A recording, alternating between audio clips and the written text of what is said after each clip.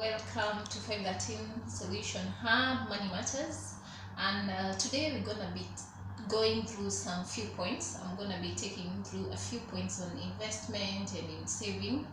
And the first point that I would like us to talk about is what is wealth and how can we create wealth. And basically this series that we're gonna be having is just revolving around money matters. And the first thing that I would like us to define is what is wealth. And you will realize different people define wealth in different ways, but however I would define wealth in this way. Wealth is being able to live that lifestyle that you want without having to work for it. That means that if, for example, you were to stop working today, how many more days would you be in a position to stay without working? And that is that is what wealth is all about. So as we go on, just ask yourself these questions. Am I in a position to maintain the same lifestyle that I'm living today without working for it? The other second point that I would like us to talk about is how to track our expenses, because basically in the process of creating wealth, there is no way that you will create wealth without tracking what you're doing. So you have to track your money, you have to track every coin, and that is where budgeting comes in. So it's very important that every day, even if it's one coin that you're using, it's very important just to note it down, note it down and know where is that coin going, because apparently you will realize that a lot of money goes to things that we don't know. Sometimes you just spend a coin here, a coin there, maybe buy a cup of tea, a cup of coffee there, a bottle of water, and we don't really track these kind of things. But basically you will realize along the way, over a period of time, those few coins here and there could be amounting to a big amount of money, but since you're not tracking the expenses, you may not realize. So it's very important to budget, it's very important to track your expenses.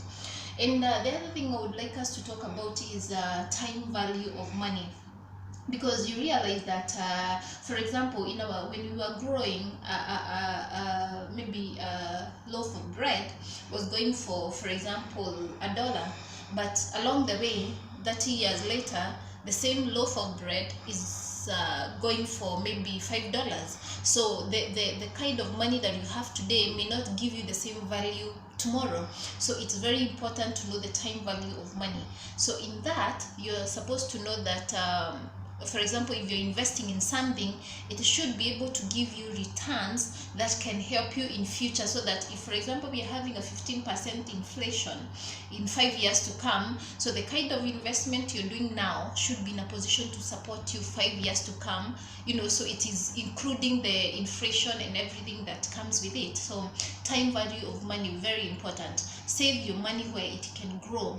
And having said that, the next thing that I would love us and which I will be talking about is about saving and investing. So talking about saving, don't just put your money where you're going to get, for example, in a fixed account where you're going to get just maybe 4% or interest in a year.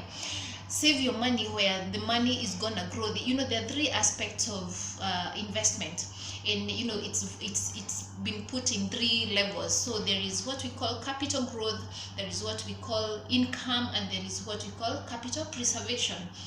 So as you invest your money, put your money where it can grow, where you're gonna preserve your capital. In that, what I mean is that if, for example, I put $500 somewhere, that capital will be preserved. I will still be in a position to get back my $500. Other than that, it should be able to grow. So I don't want only to get my $500 back, I also want to get 500 plus something. So that is capital growth. On top of that, I want to have some income, because, for example, if I'm putting my money, for example, in rentals, so it shall be giving me, my tenants will be giving me something per month. So that is income. So put your money and save your money where it can grow in these three aspects: the capital growth, the income, and the capital preservation. So as we go forward, we're gonna be building up on these 4 points that we have talked about, and I would just urge you to subscribe to our YouTube channel, 513 Solution Hub, and you're gonna find much more of this. See you.